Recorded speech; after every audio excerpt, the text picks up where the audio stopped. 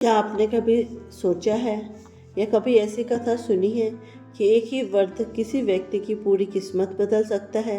एक ऐसा व्रत जो दुख को सुख में, निराशा को आशा में और टूटे हुए जीवन को फिर से संवार सकता है। वैशाख मास की शुक्ल पक्ष की 9वीं तिथि सिर्फ एक तारीख नहीं है, यह एक दिव्य अवसर है जहाँ सच्चे मन से किया गया व्रत सीधे भगवान तक पहुंचता है। लेकिन इस व्रत का असली रहस्य क्या है और क्यों कहा जाता है कि इसे करने से जीवन बदल सकता है? आज हम आपको सुनाने जा रहे हैं एक ऐसी कथा जो आपके दिल को छू जाएगी और आपके विश्वास को नई शक्ति प्रदान करेगी। नमस्कार दोस्तों, स्वागत है आपका हमारे चैनल में, जहां मैं आपके लिए धार्मिक और पौराणिक कथाएं लेके आती रहती हूँ। चलिए कथा प्रारंभ करते हैं। प्राचीन समय की बात है। एक छोटे से नगर में एक ब्राह्मण रहता था। वह बहुत ही विद्वान और धर्मपरायण था, लेकिन उसके जीवन में एक बड़ी समस्या थी कि वह अत्यंत गरीब था। दिन रात मेहनत करने के बावजूद उसके घर में 2 वक्त का भोजन भी मुश्किल से जुट पाता था।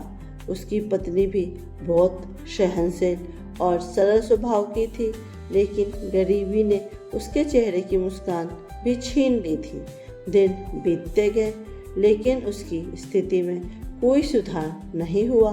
कभी कभी तो ऐसा होता कि पूरे दिन मेहनत करने के बाद भी उन्हें भूखे पेट सोना पड़ता।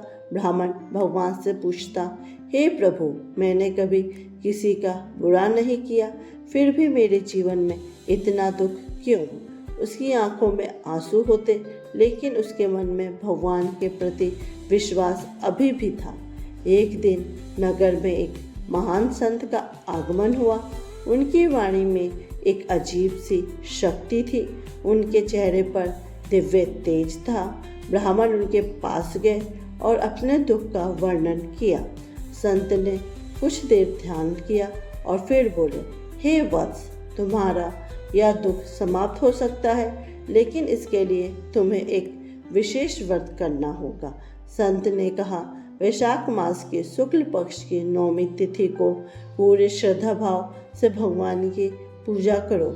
यह व्रत अत्यंत फलदायी है और इससे तुम्हारे जीवन की दरिद्रता अवश्य दूर हो सकती है।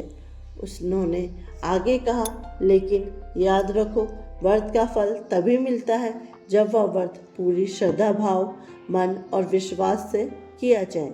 ब्राह्मण और उसकी पत्नी ने पूरे विश्वास के साथ व्रत करने का निश्चय किया।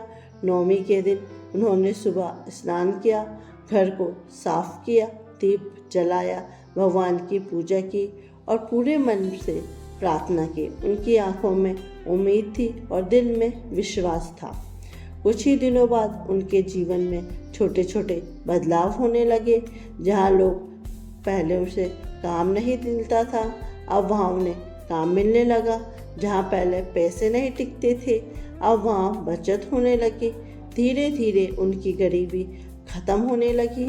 समय बीतता गया और वही ब्राह्मण फिर से, जो पहले कभी भूखा रहता था, भूखा सोता था, जिसके पास खाने पीने के कपड़े नहीं थे, रहने के लिए ढंग सा घर नहीं था, अब वह एक सम्मानित और समृद्ध व्यक्ति बन गया।